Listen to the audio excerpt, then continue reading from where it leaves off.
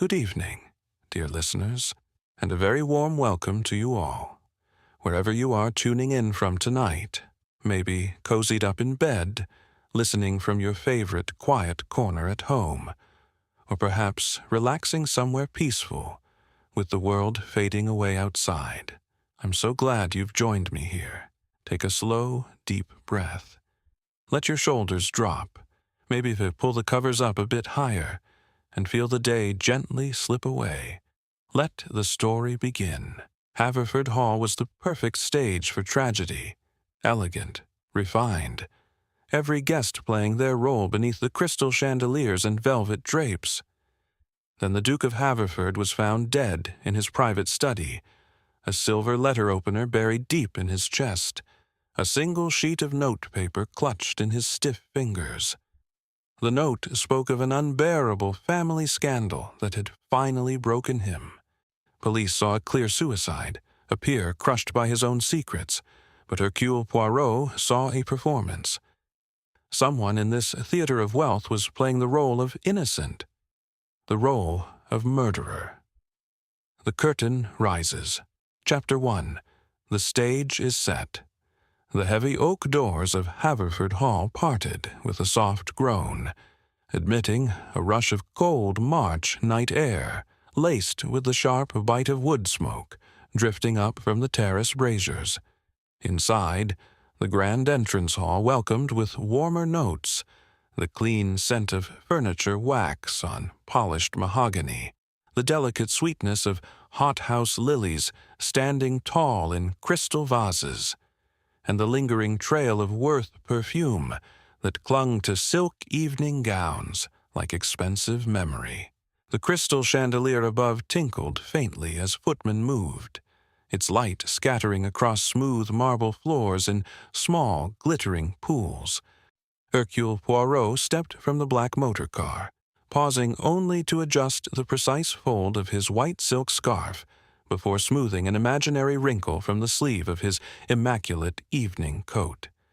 He had received the Duke's urgent summons only 48 hours earlier, a terse note requesting his presence to resolve a most delicate family dilemma that threatened the honor of the Haverford title. Now the Duke lay dead, and Poirot felt the familiar sensation of a director arriving on stage after the first disastrous scene had already played out. Jenkins, the butler, received him with the quiet deference of long service. His leather shoes made only the softest sound on the parquet as he led Poirot through corridors where distant piano notes floated like half-remembered cues from an interrupted rehearsal. The house smelled faintly of cigar smoke, Cuban, expensive, and the warm, continental coffee that had been served earlier in the drawing room. Every detail spoke of Art Deco elegance, geometric inlays on the walls, chrome accents catching the light, velvet curtains the color of old claret. They reached the study. The door stood ajar. Inside, the scene had been preserved exactly as discovered. The Duke of Haverford sat slumped in his high-backed leather chair behind the broad mahogany desk. A silver letter opener, its blade engraved with the family crest, protruded from his chest at a theatrical angle. One hand still clutched a single sheet of cream notepaper. The other had fallen palm upward across the blotter as though in final surrender. The fire in the grate had burned low, casting long shadows that danced across the cold marble hearth. A faint smell of bitter medicine lingered near the desk, mingling with the Duke's own cologne of sandalwood. Poirot entered slowly, his small patent shoes clicking with deliberate rhythm. He tilted his egg-shaped head and allowed his green eyes to travel methodically across the stage. The velvet curtains at the tall windows were half drawn, letting in slivers of moonlight that caught on the crystal decanter still standing on the sideboard. An empty champagne flute rested beside it, its rim faintly smudged with lipstick the color of crushed roses. The Duchess stood near the fireplace. Victoria Haverford, 42 years old but carrying herself with the poise of a woman who had never been permitted to age carelessly, wore black silk that rustled softly when she moved. Her shoulders shook in perfect measured rhythm. She dabbed at her eyes with a lace handkerchief. Watch this performance carefully, mon ami. Is it truth or theatre? Poirot observed the assembled cast. Viscount Edward Haverford, the Duke's nephew and heir presumptive, stood rigid near the bookshelves in rough tweed, his face set in an expression of solemn shock. His hands were clasped behind his back so tightly the knuckles showed white. Lady Penelope Fitzroy, the Duke's only daughter, clung to her husband's arm. Her evening gown of pale green silk shimmered faintly in the firelight. Her eyes were wide and dry.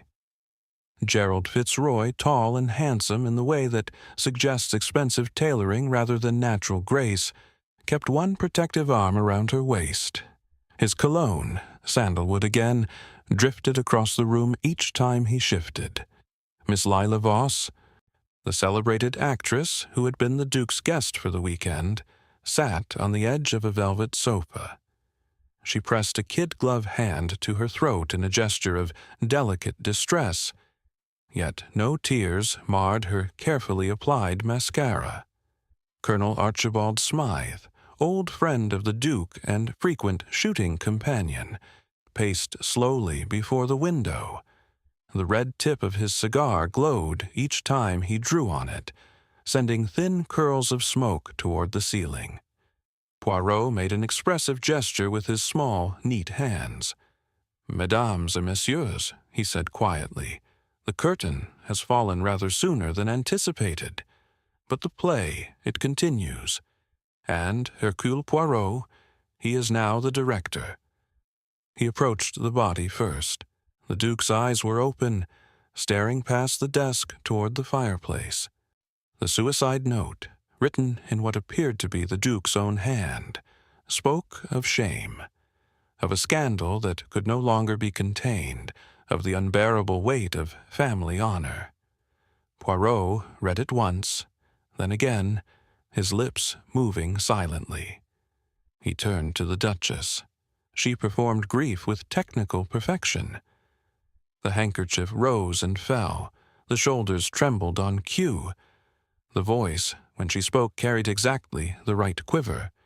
He was so troubled these last weeks. I should have seen it sooner. But observe, the handkerchief remained perfectly dry. No mascara ran. No redness touched the whites of her eyes. The performance of grief, it was flawless, too flawless. Poirot touched his magnificent moustache thoughtfully. "Madame la Duchesse," he said gently, "you retired early this evening, no?" "Yes, just after 10.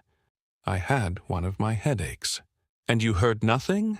No cry? No sound of struggle?" "Nothing." Her voice remained admirably steady. Poirot turned to the others. "And you, Viscount Edward, where were you at the time the tragedy occurred?" "In the billiard room, alone, practicing my stroke." "Alone," Poirot repeated, letting the word hang like an unanswered cue. Gerald Fitzroy cleared his throat. "I was with Penelope in the drawing-room until perhaps 10:30. We said good-night to the Duke in the corridor. He seemed preoccupied." Miss Lila Voss added, her voice husky with carefully controlled emotion. "I was on the terrace. The night was so clear. I needed air." Colonel Smythe grunted. "Library annex, writing letters. Heard nothing till Jenkins started shouting."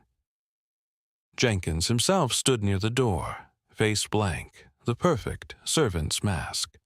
He had discovered the body at 10:15, he said, after hearing what he believed to be a single, muffled cry. Poirot arranged 3 objects on the desk with geometric precision. The silver letter opener, now removed and laid on a cloth by the police surgeon, the suicide note, and the small medicine bottle that had stood beside the Duke's blotter. Digitalis, the Duke's heart medicine. He drew himself up, still small, yet somehow filling the room, and addressed them all. You each play your role most admirably: the grieving widow, the dutiful heir, the loyal daughter and son-in-law, the sympathetic guest, the faithful friend, the devoted servant. But observe, mes amis, this is a stage, and on every stage someone forgets their lines. His green eyes gleamed with quiet satisfaction. The stage was set. The players had taken their places. Let the drama begin. Chapter 2. Enter the Players. The drawing-room of Haverford Hall glowed with the gentle warmth of a well-tended fire, its flames reflecting in long golden streaks across the polished mahogany occasional tables. The air carried the rich, comforting aroma of strong continental coffee freshly poured into smooth porcelain cups, mingling with the faint sweetness of sweet liqueur that someone, likely Miss Voss, had requested to steady her nerves. Velvet sofas in deep burgundy invited the cast to sit, yet no one relaxed fully. Silk evening gowns rustled with every small shift, and the crisp linen napkins folded on the low tables remained untouched. Hercule Poirot stood near the marble mantelpiece, arranging 3 crystal ashtrays into perfect alignment with small, precise movements of his hands. His green eyes gleamed quietly in the firelight as he surveyed the players who had now been summoned for the first formal interviews. The grandfather clock in the corner chimed the quarter hour, its deep, measured notes falling like a director's prompt. Outside, rain began to tap softly against the tall windows, a steady rhythm that underscored the growing tension within. Mesdames et messieurs, Poirot began in his calm, measured voice, we commence the scenes. Each of you will speak. Each of you will tell Poirot what you did, what you saw, what you heard between the hours of 10 o'clock and 10:45 last night. Truth requires no rehearsal. Lies, however, lies flow with dangerous smoothness. He turned first to the Duchess Victoria. She sat very straight in a high-backed chair upholstered in pale gold damask, her black silk gown absorbing the firelight rather than reflecting it. Her hands rested in her lap, fingers laced so tightly the knuckles showed pale. "I retired to my room just after 10, she said, her voice soft but steady. I took a powder for my headache, nothing more. I heard nothing until Jenkins knocked frantically at 10:30, saying my husband was dead." She lifted her chin slightly, performing dignity with practiced grace. Yet her eyes flicked once, only once, toward Gerald Fitzroy before returning to Poirot. "The mask slips. Did you catch it, mon ami?" Poirot inclined his egg-shaped head. "You did not visit the study again that evening?" "No. I had said good night to him in the corridor. He was preoccupied. He often was lately." Next, Viscount Edward. The young heir stood with military stiffness near one of the tall windows, rough tweed jacket buttoned to the throat against an invisible chill. His hands remained clasped behind his back.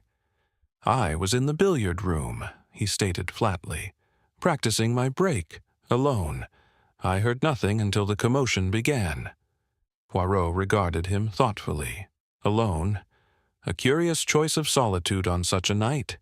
"You did not seek company." "I prefer it," Edward replied. His gaze remained fixed on the rain-streaked glass. "Ask yourself, why does he avoid looking directly at the Duchess when he speaks?" Lady Penelope Fitzroy spoke next, her voice trembling just enough to seem genuine. She wore a simple evening dress of dove-gray silk that caught the firelight softly. Her husband's arm rested protectively across her shoulders. "We, Gerald and I, were in the small sitting room adjoining the drawing room until perhaps 10:30. We spoke with father briefly in the corridor as he passed toward his study. He seemed tired.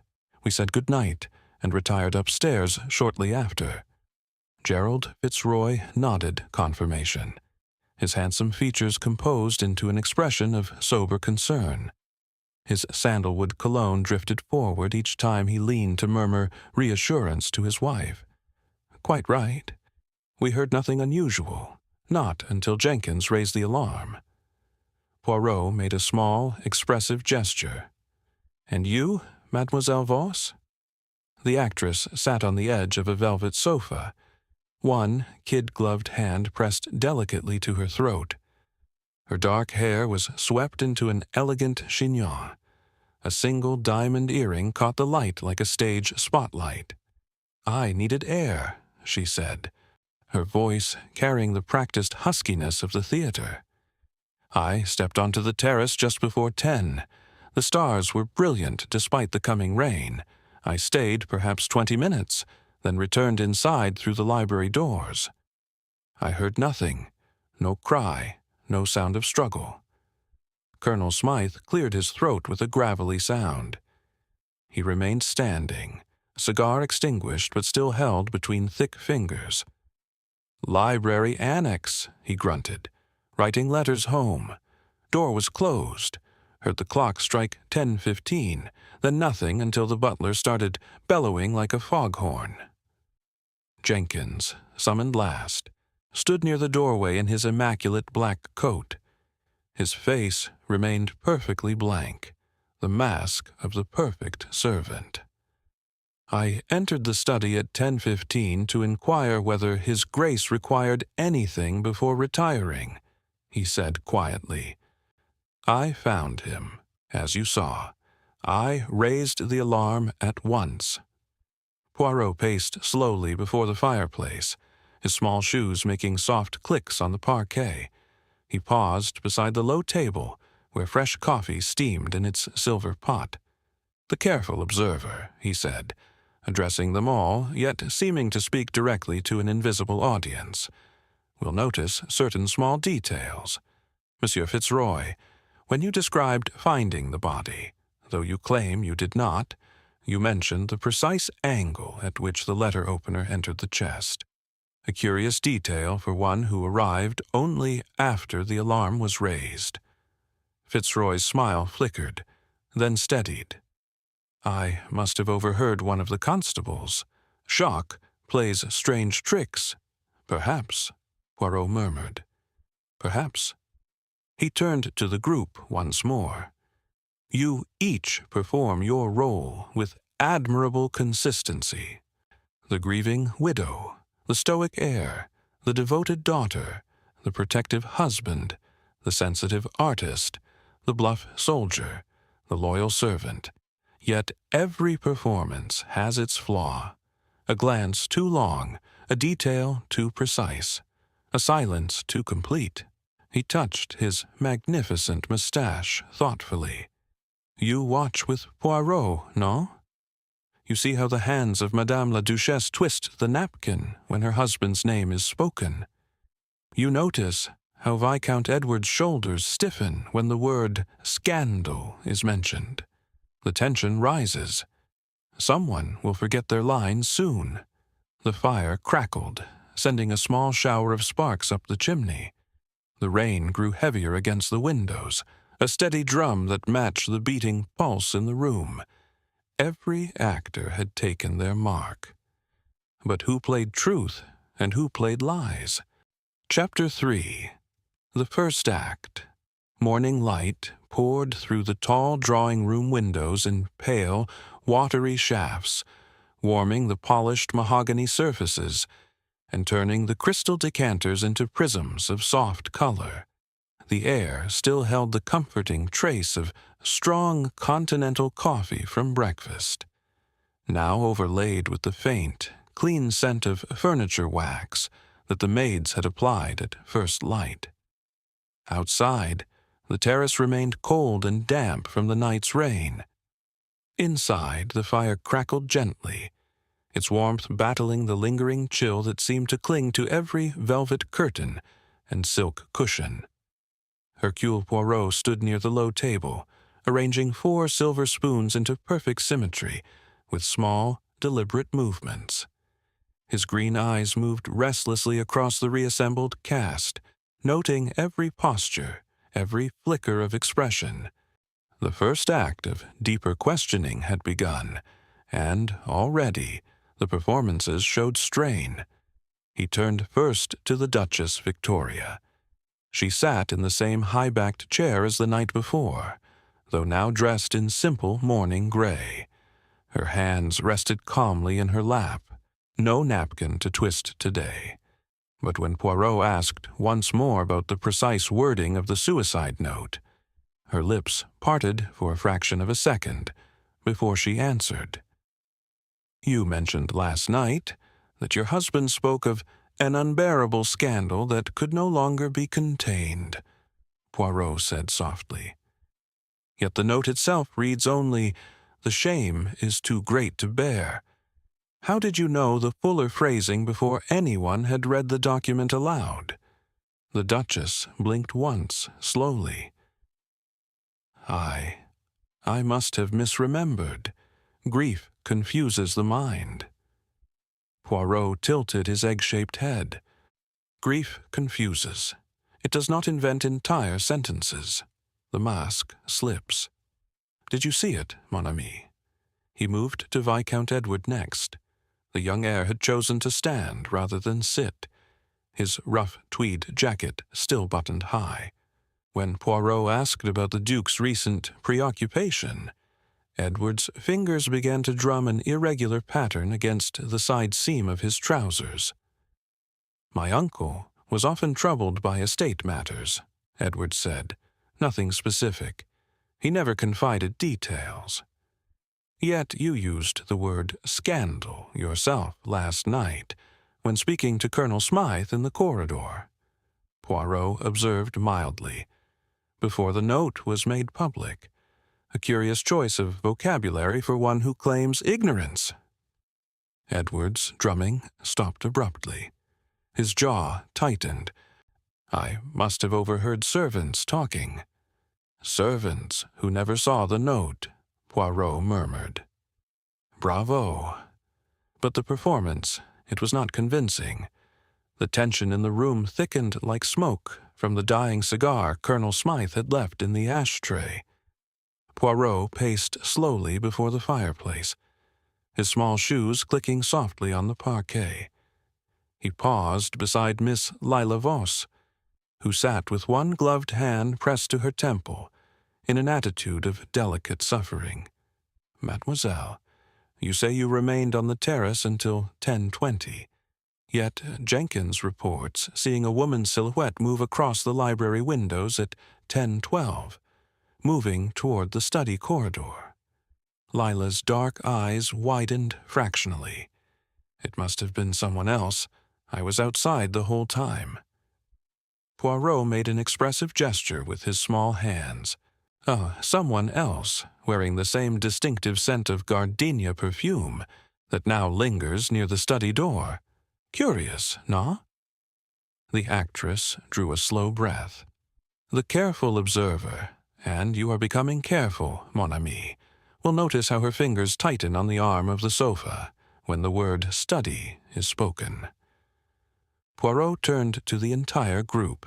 "We approach the moment when someone will break character. The first act is nearly over. The spotlight of truth grows brighter." He allowed a small silence to fall. The grandfather clock chimed the half-hour. Its deep notes seemed to underline the growing strain in every face. Humans wear masks because the roles society assigns are often intolerable without them. In the rarefied world of the English peerage, a duchess must play devoted wife, even when love has long since cooled. An heir must play dutiful even when ambition burns beneath the surface. A son-in-law must play loyal even as greed whispers in his ear. These masks are heavy, they chafe. Yet to remove them is to risk disgrace, poverty, exile from the only stage one has ever known. Greed performs as filial concern, fear performs as calm assistance, resentment performs as quiet grief. and every mask, no matter how skillfully applied, begins to crack under sustained observation. The body cannot lie forever. A dry handkerchief, a steady hand when it should tremble, a sentence remembered too perfectly. These are the small betrayals that bring down empires of deception. I am reminded of the affair of the Veiled Lady in 1927. She performed widowhood with such heartbreaking elegance that the newspapers called her the bravest woman in England.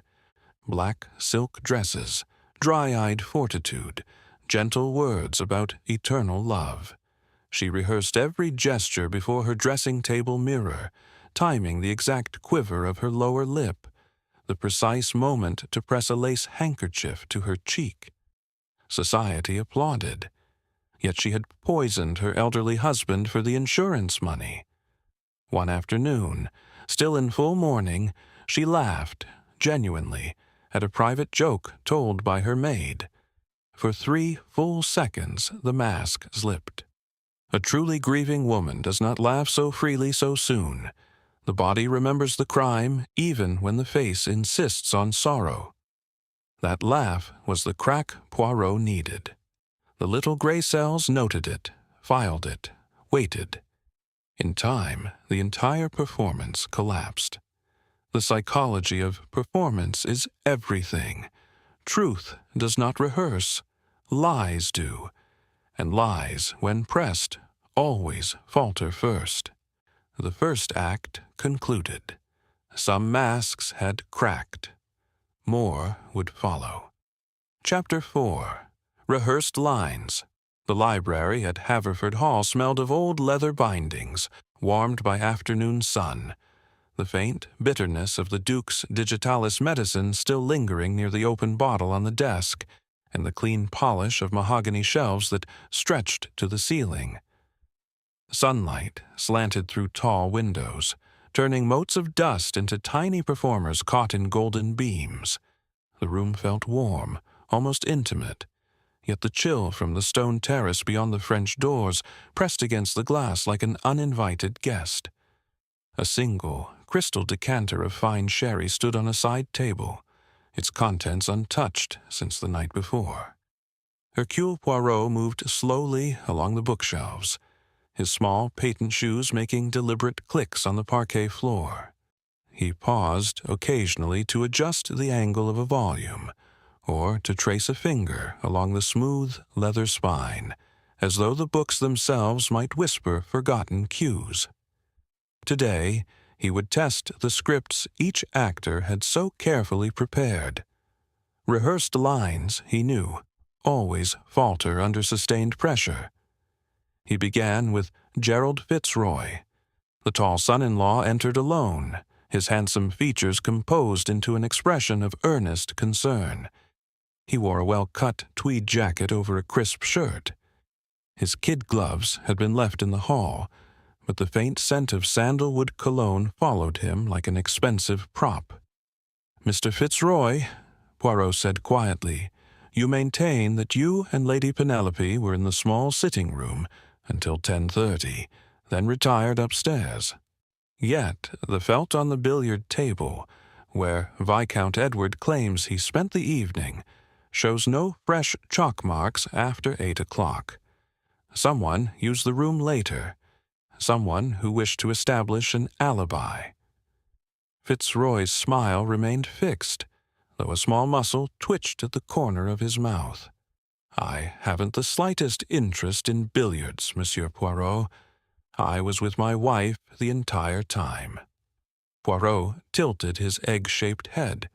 "Yet, when you described the position of the body yesterday, you used the exact phrase, 'The blade entered at a 45-degree angle, just below the sternum,' a detail the police surgeon noted privately.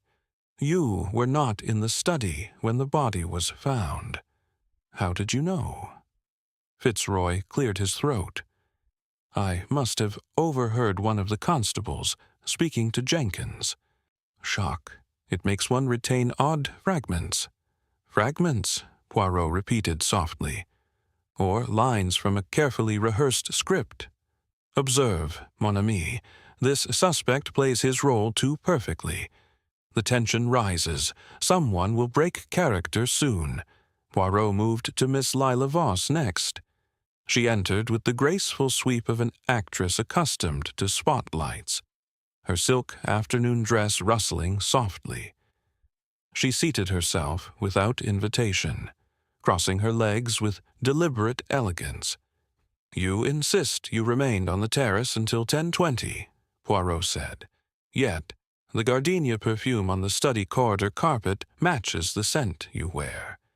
And a single pearl button, identical to those on your evening gloves, was found near the desk." Lila's dark eyes widened fractionally. "I must have lost it earlier in the evening. I often wander the house." The Duke was charming company. Charming enough to visit his study uninvited at 10:12, Poirot asked mildly. Jenkins saw a woman's silhouette pass the library windows. The silhouette wore gardenias. The actress drew a slow breath. Her gloved fingers tightened on the arm of the chair. "If you were hiding guilt, mon ami, how would you perform innocence? Too perfect, too rehearsed. Truth stumbles. Lies flow smooth. Colonel Smythe was summoned third.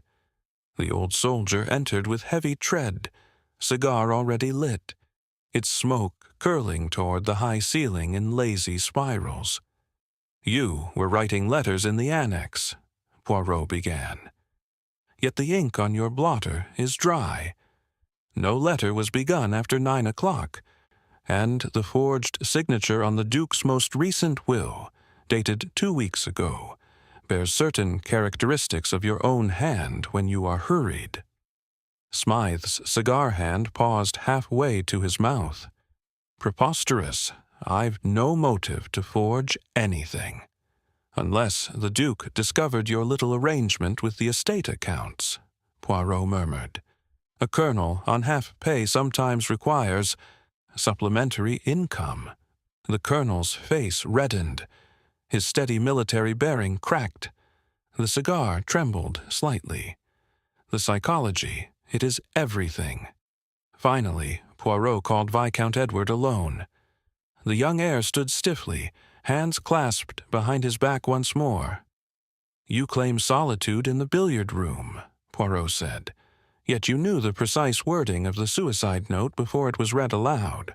How you spoke of unbearable family scandal to Colonel Smythe in the corridor at 10:40, before Jenkins had even shown the paper to anyone." Edward's knuckles whitened. I must have assumed the exact phrase." Poirot made an expressive gesture with his small hands. "Non, mon ami. You knew because you helped compose it, or saw it written." Edward's shoulders sagged a fraction. The mask of stoic confidence began to slip. Poirot drew himself up to his full, still modest height. "The alibis are like bad theater, mesdames et messieurs. Convincing only to those who refuse to observe. Rehearsed lines always falter when the director asks for improvisation. And Poirot, he asks." He turned toward the French doors where the terrace lay cold and silent beyond the glass. The sun had begun to lower, casting long shadows across the parquet. The scripts grow thin, the performances strain. Truth needs no rehearsal. It simply is. Rehearsed lines began to falter. The script was failing. Chapter 5. The mask slip's twilight descended on Haverford Hall with a soft, golden light that filtered through the tall drawing-room windows, turning the velvet curtains the color of old port wine. The fire had been built up again. Its steady crackle sent warmth into every corner. Yet a persistent chill seemed to seep from the terrace doors where rain still tapped insistently against the glass. The air carried the faint, lingering perfume of wilting hothouse lilies, mixed with the richer scent of champagne that had been opened earlier in a futile attempt to steady nerves.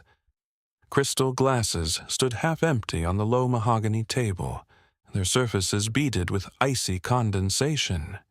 Hercule Poirot had requested that Gerald Fitzroy be brought to him alone. The others waited in the adjoining sitting room, their low voices barely audible through the closed double doors. Fitzroy entered with his usual measured grace, though the charming smile he habitually wore now appeared fixed, almost painted on. He wore a dark dinner jacket over crisp linen. His hands, ungloved, hung loosely at his sides, yet the knuckles showed white. Poirot stood near the fireplace, small and precise, his green eyes gleaming in the firelight. He made no gesture of welcome. Instead, he waited until Fitzroy had seated himself on the edge of a velvet sofa before speaking. "Monsieur Fitzroy," he began quietly, "we have reached the moment when masks become too heavy to wear. You have played the role of the perfect son-in-law admirably, protective, supportive, concerned. Yet every performance has its flaw." Fitzroy's smile did not waver. "I'm afraid I don't follow you, Monsieur Poirot." Poirot tilted his egg-shaped head. "You followed the Duke's medicine regimen rather closely, non? Digitalis for the heart. A small dose each evening in warm water. Yet you knew, before anyone told you, that the bottle on his desk was nearly empty. You remarked to Jenkins this morning that Father must have taken his last dose early. How did you know it was his last dose?"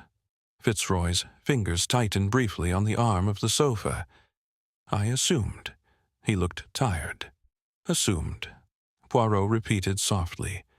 "And when you described the wound to me yesterday, the blade entered at a 45-degree angle just below the sternum. You spoke as though you had measured it yourself. Yet you claim you never entered the study after 10 o'clock. The son-in-law drew a slow breath. "I overheard the police surgeon. Shock plays strange tricks on memory." Poirot moved closer, his small shoes silent on the parquet. He stopped directly in front of Fitzroy and leaned forward slightly. "No, shock does not grant such precision. But guilt does. Guilt remembers every detail, because guilt has rehearsed the scene many times. You watch with Poirot, no? You see how this one's hands tremble now, just a little?" Fitzroy attempted recovery. His voice rose half a tone, performing outrage with flushed cheeks and widened eyes. "This is outrageous. I loved my father-in-law. I would never—" He broke off as Poirot produced a small, folded sheet from his pocket. It was a fragment of notepaper, cream, matching the suicide note, bearing only 3 words in the Duke's handwriting. "Fitzroy, embezzlement discovered." "The Duke wrote this 2 days ago," Poirot said gently. "He intended to give it to me when I arrived. Instead, you found it first. You forged the longer suicide note to cover the discovery. You used the same pen, the one still on his desk with the faint green ink stain on your right forefinger even now." Fitzroy stared at his own hand as though it belonged to someone else.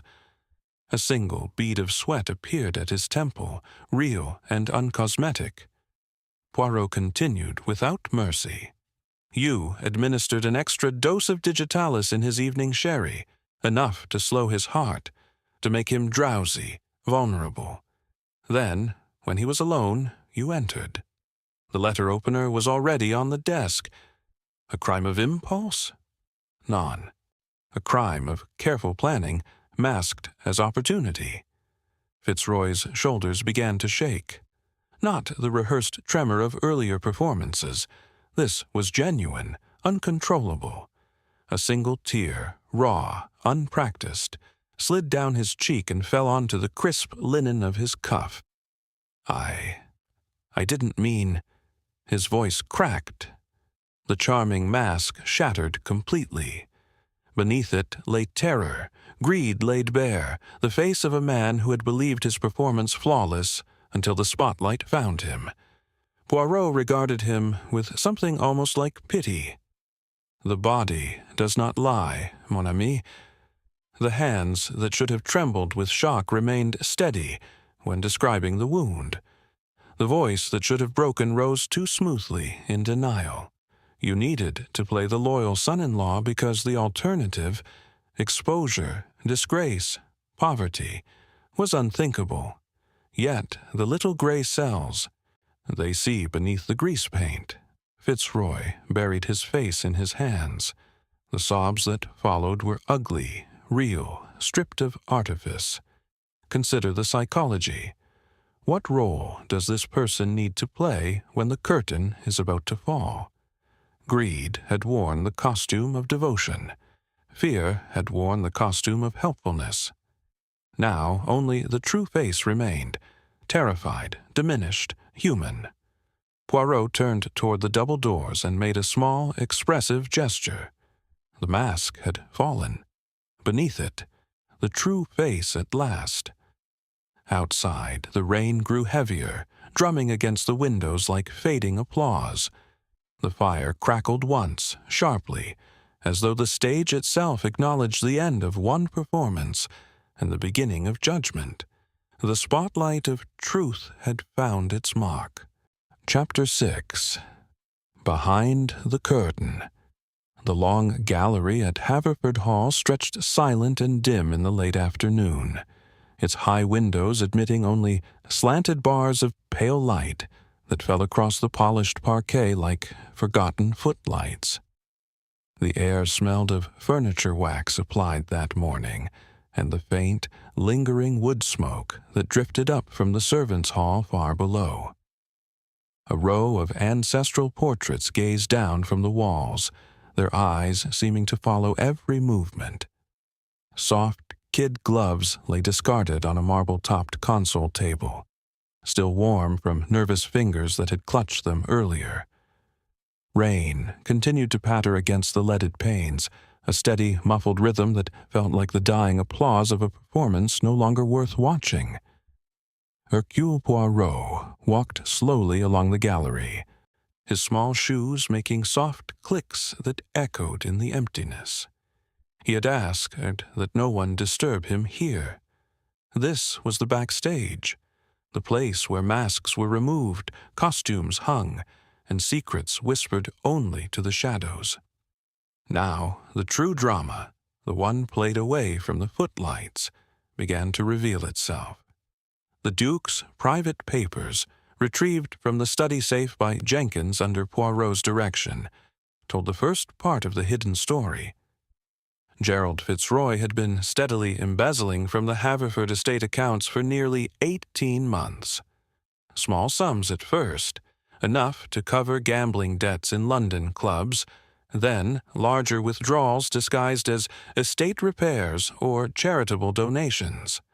The Duke had discovered the theft only 3 weeks earlier, during a routine audit of the books. He had confronted his son-in-law privately in this very gallery one rainy afternoon. Witnesses among the staff later recalled raised voices behind closed doors, followed by long, strained silences. The dilemma that had prompted the Duke to summon Poirot was brutally simple. Expose Fitzroy and destroy his daughter's marriage, or protect the family name at the cost of allowing a thief to remain in the household. The Duke had chosen honor over silence. He had drafted a letter to his solicitor instructing that Fitzroy be cut from the will and that criminal proceedings begin after Poirot's arrival.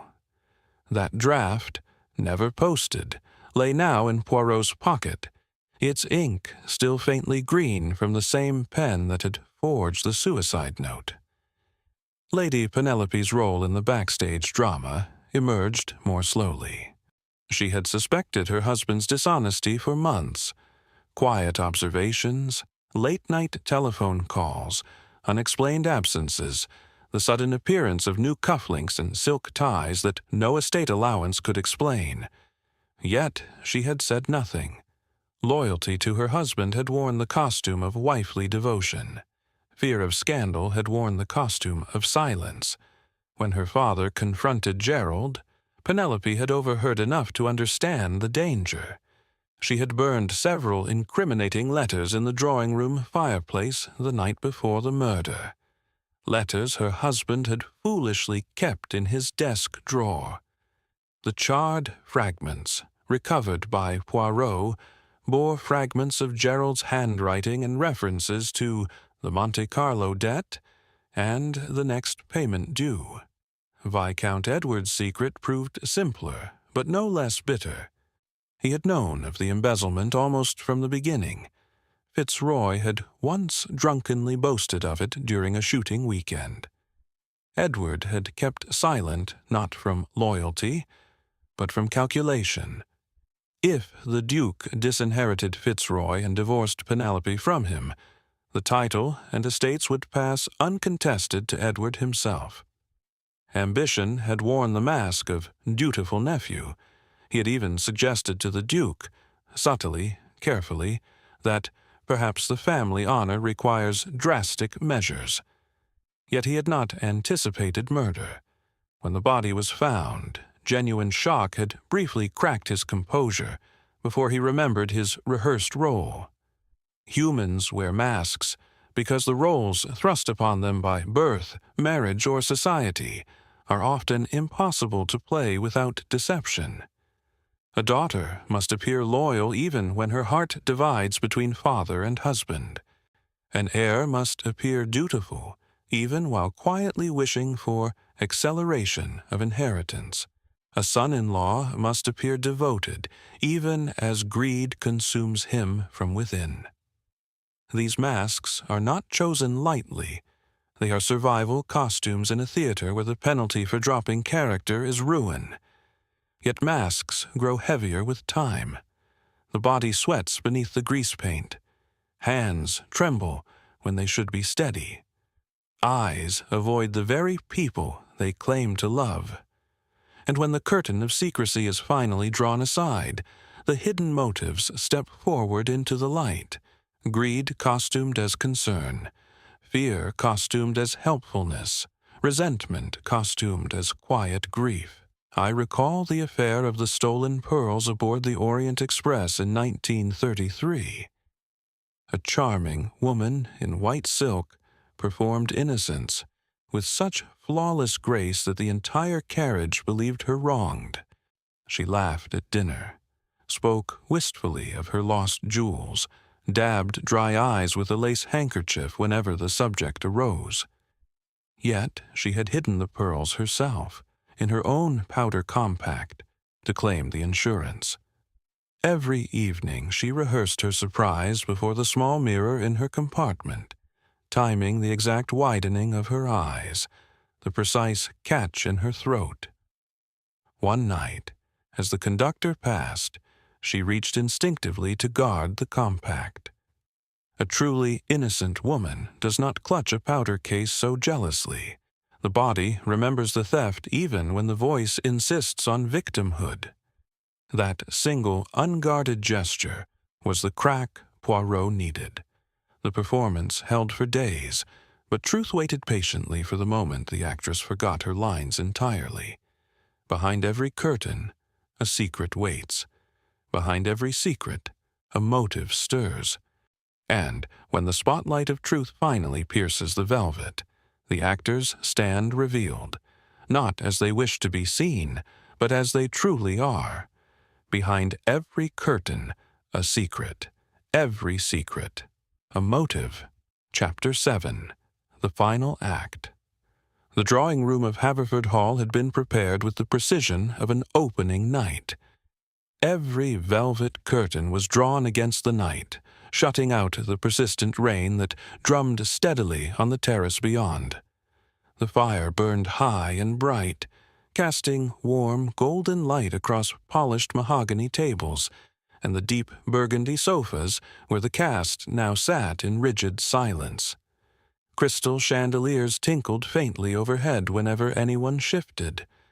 The air carried the mingled scents of expensive cigar smoke, that still clung to Colonel Smythe's jacket, fresh hothouse lilies wilting in their tall vases, and the sharp, continental bitterness of strong coffee poured into smooth porcelain cups that no one had touched.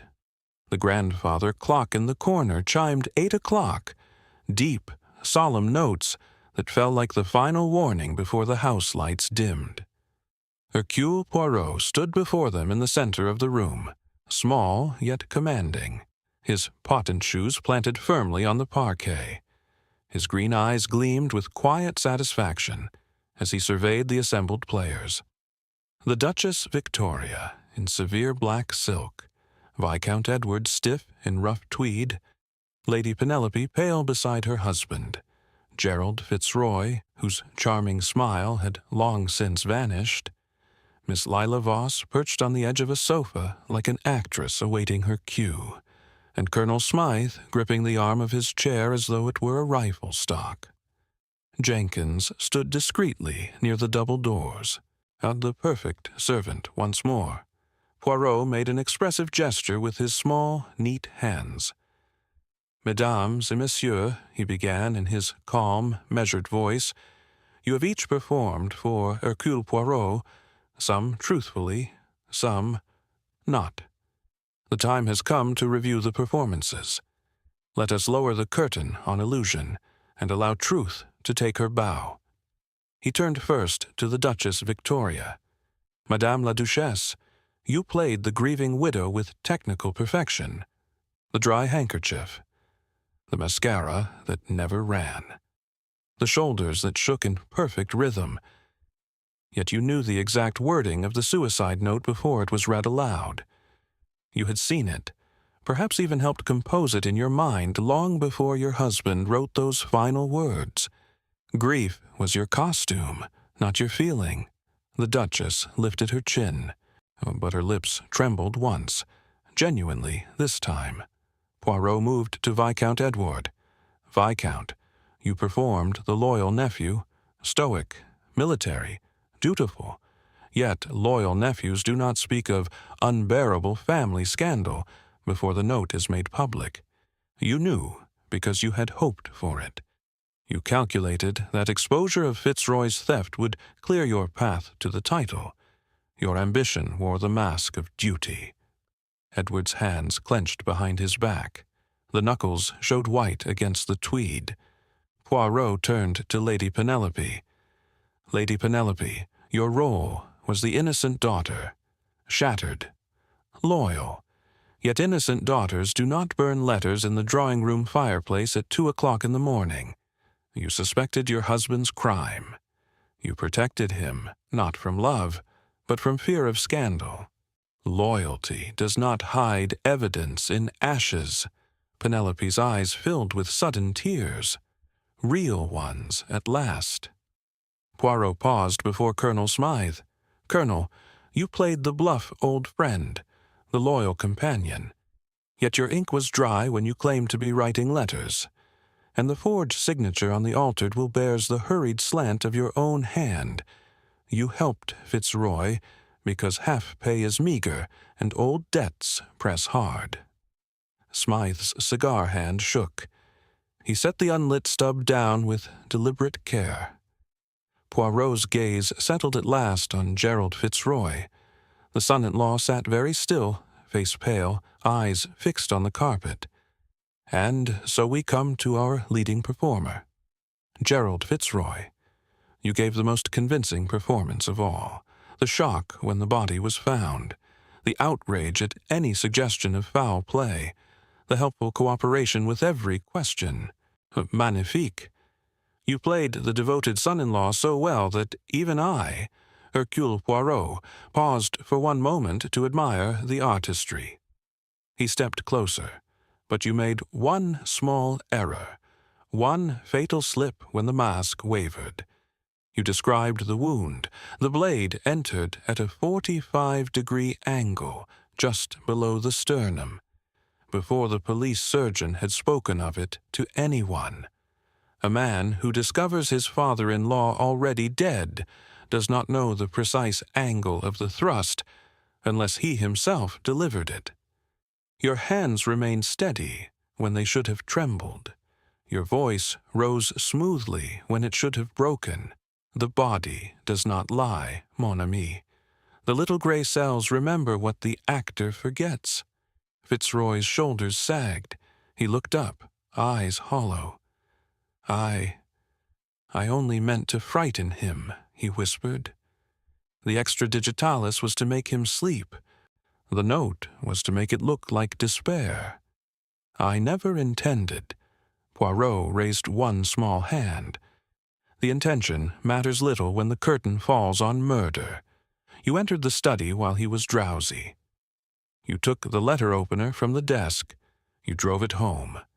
Then you arranged the note, forged in haste with the same green ink that stained your finger. The performance was clever, but truth needs no rehearsal. Lies always falter in the final act. Silence fell, heavy as the velvet drapes. Poirot drew himself up to his full, still modest, height. The cast is assembled. The performances have been reviewed. The spotlight of truth has found its mark. The play is over. The curtain falls. Only justice remains on stage. He turned toward the double doors where two police officers now waited in the shadows. The final act concluded. Only truth survived the curtain call. Chapter 8. Curtain Call.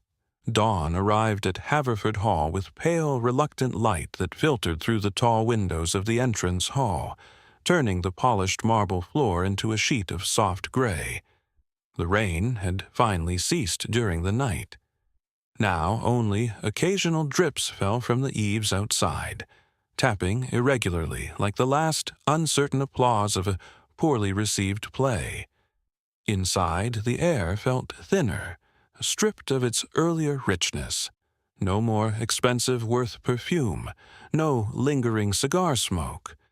Only the clean, cold scent of wet stone from the terrace and the faint bitterness of yesterday's coffee left untasted in porcelain cups. Two uniformed police officers stood near the great oak doors, their heavy boots leaving faint, damp prints on the parquet. A plainclothes inspector from Scotland Yard, Inspector Hale, tall, quiet, methodical, had arrived just after midnight with a small team. Now the formalities of justice began, moving with the slow inevitability of a final scene that no one wished to prolong. Gerald Fitzroy was led from the drawing room in handcuffs. The charming dinner jacket he had worn the previous evening now hung loosely on his frame. The crisp linen shirt was creased, the collar unbuttoned. His handsome features had collapsed into something ordinary and defeated. No trace remained of the confident smile that had once charmed drawing rooms from London to Monte Carlo. He did not protest as the officers guided him forward. His eyes, once so quick to meet every gaze, remained fixed on the floor. When he passed the Duchess, he hesitated for half a second, as though some remnant of the role he had played still tugged at him. Then he continued without a word. The Duchess stood near the grand staircase, dressed in severe mourning gray, her black silk gown from the night before carefully folded away. Her face was pale but composed, no more rehearsed tremors, no more dry handkerchiefs pressed to dry eyes. She watched her son-in-law's departure with an expression that held neither triumph nor sorrow, only a quiet, exhausted relief. When the front doors opened to admit the cold morning air, she drew her shawl closer and turned away. The mask of the grieving widow had been set aside at last. What remained was simply a woman who had endured. Lady Penelope Fitzroy, now Lady Penelope Haverford in all but legal name, stood beside her brother Viscount Edward in the shadow of the staircase. Her dove gray silk dress of the previous day had been replaced by a simple wool traveling suit. Her hands no longer clutched at anyone's arm for support. She had wept genuine tears the night before. after her husband's confession, and those tears had washed away the last traces of the innocent daughter performance. Edward placed a gentle hand on her shoulder, brother to sister, no longer heir calculating against daughter protecting a thief. His rough tweed jacket seemed less a costume now, and more a garment chosen for comfort. He murmured something low. She nodded once.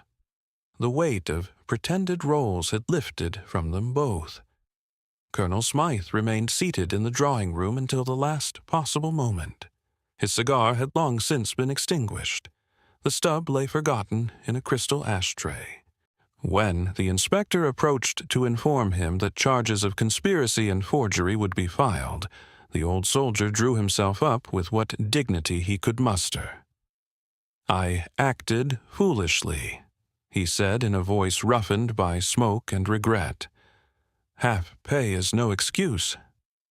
He was led away quietly, without resistance, his military bearing reduced to the shuffle of an old man facing consequences. Miss Lila Voss had already packed. She stood in the entrance hall with a single valise at her feet, dressed in a smart traveling coat of charcoal wool. The gardenia perfume she favored had been replaced by nothing at all. Her dark hair was pinned simply, her face bare of the careful maquillage that had once enhanced every expression. When Poirot approached, she offered a small, genuine smile, the first unperformed one he had seen from her. "I came for a weekend of theater," she said softly. "I never expected to play a part in real tragedy." Poirot inclined his egg-shaped head. "The stage sometimes chooses its actors without warning, mademoiselle. You performed innocence convincingly. But innocence requires no performance." She nodded once, then stepped toward the waiting motor car that would take her back to London and the legitimate footlights of the West End. Jenkins moved through the hall with his usual quiet efficiency, directing footmen to carry luggage, closing doors softly behind departing figures. When the last officer had left with Fitzroy and Smythe, he approached Poirot. "Shall I prepare breakfast, sir?" Poirot touched his magnificent mustache thoughtfully. "A little coffee, perhaps. Strong, black. The theater has emptied. The palate requires simplicity now." The great doors closed behind the final police vehicle with a heavy, final sound. The house settled into silence. No more crystal tinkling overhead, no more silk rustling, no more footsteps hurrying to answer cues. Only the slow tick of the grandfather clock and the distant drip of rain from the eaves. The Duchess turned to Poirot. "Thank you," she said simply. No flourish, no dramatic gesture. Just two words spoken by a woman who had finally stepped out of the spotlight. Poirot made a small bow.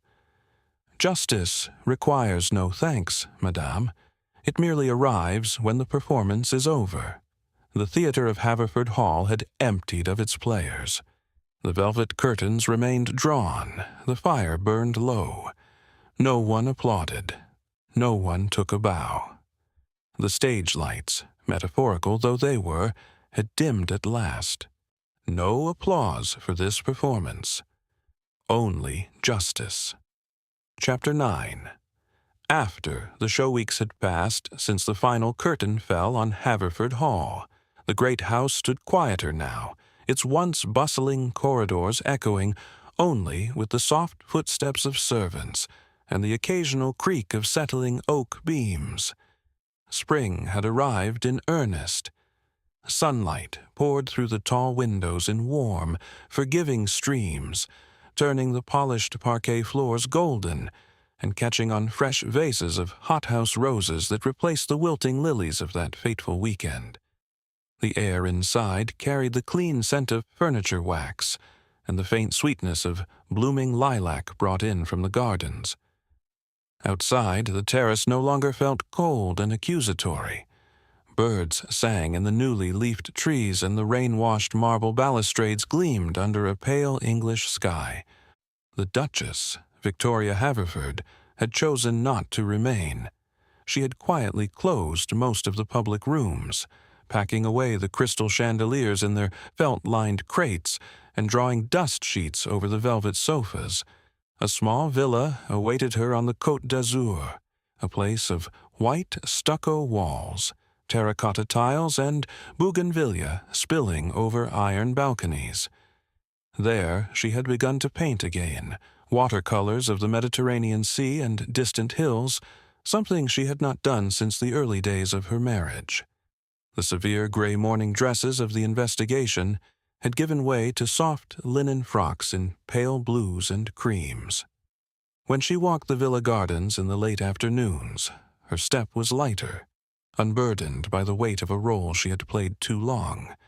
The mask of devoted wife had been laid aside forever. What remained was a woman discovering, at last, what she might wish to become when no audience watched. Lady Penelope Haverford, now simply Penelope, had taken up residence in the east wing of the hall. The title would pass to her brother in due course, but for now she remained mistress of the house in practice, if not in name. She wore simple tweed skirts and cashmere jumpers during the day, moving through the rooms with quiet purpose. The dove-gray silk gown of that terrible night had been given away. She no longer needed its fragile elegance to perform innocence. Divorce proceedings against Gerald had concluded swiftly, and without public scandal, the family name protected one final time by discreet legal arrangement. Penelope had begun to restore the gardens herself, kneeling in the earth with kid gloves discarded beside her, planting roses where once only formality had reigned. Her laughter, genuine, unpracticed, could sometimes be heard drifting from the conservatory when she worked alongside the head gardener. Grief had worn its own mask for a time, but beneath it lay a woman capable of quiet joy once more. Viscount Edward had surprised everyone, perhaps most of all himself. He had renounced any immediate claim to the title, arranging instead for the estates to pass directly to Penelope upon the Duchess's eventual death. He had taken a small flat in Geneva, near the lake, where he now worked quietly for an international charitable foundation dedicated to the preservation of historic houses. The rough tweed jacket of his heir's performance had been replaced by well-worn corduroy and soft wool pullovers. He wrote long, thoughtful letters to his sister, letters free of calculation, filled instead with genuine concern and small observations about the mountains and the changing light on the water. Ambition had once worn the costume of duty. When the costume was stripped away, what remained was a man content to live modestly and usefully. Miss Lila Voss had returned to the London stage with renewed intensity. Her next role, a tragic heroine in a new West End production, earned quiet, critical praise for its depth and restraint. The gardenia perfume had been set aside. She now favored something lighter, almost imperceptible. When she walked the Strand after rehearsals, her step carried the easy confidence of an actress who had survived a real drama and emerged changed. The weekend at Haverford Hall had taught her that genuine emotion could not be rehearsed in mirrors. It had to be lived, felt, endured. Her performances now carried a new authenticity, a subtle tremor that audiences sensed without quite knowing why. Colonel Smythe had pleaded guilty to charges of forgery and conspiracy. His sentence, short, served in an open prison, was accepted without complaint.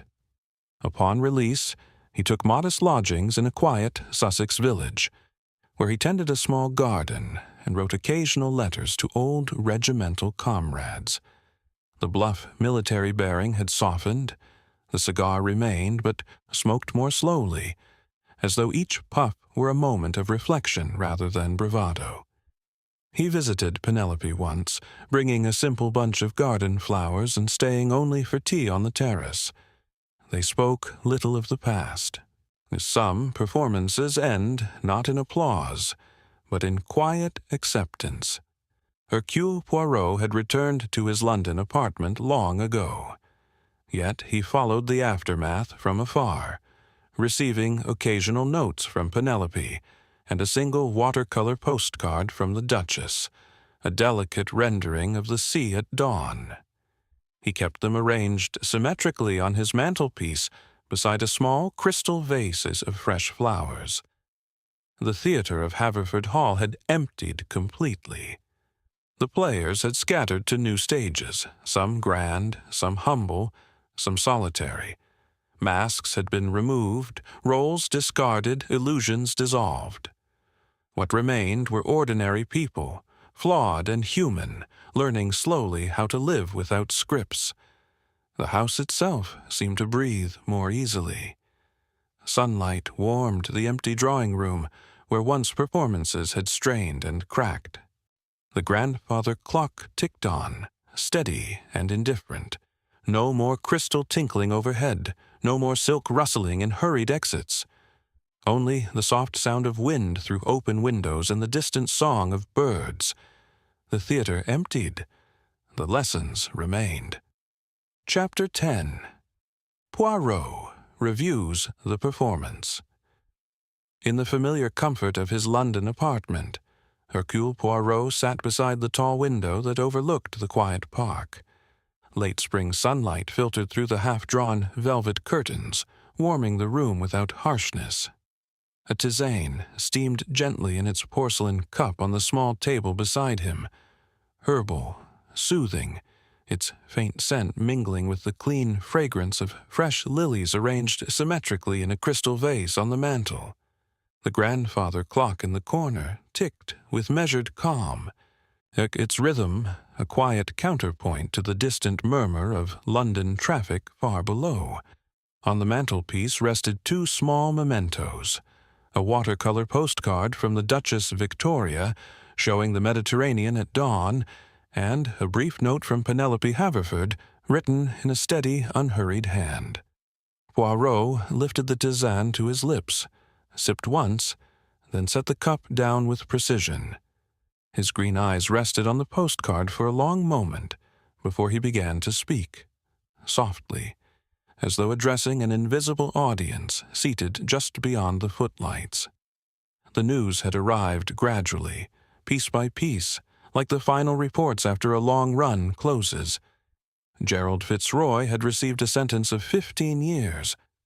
He had accepted it without appeal, the charming mask he once wore now irretrievably shattered. Colonel Smythe served his shorter term quietly in Sussex, emerging to tend a modest garden and write occasional letters to old comrades.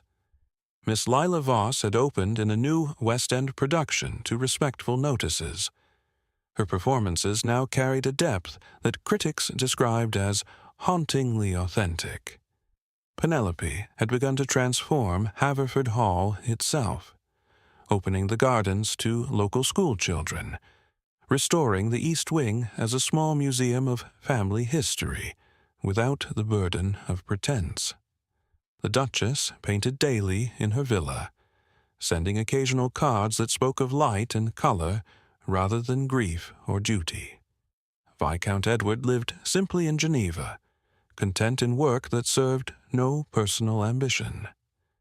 Poirot touched his magnificent moustache thoughtfully. Why do people perform rather than reveal the truth? Because the script is written long before they step on stage.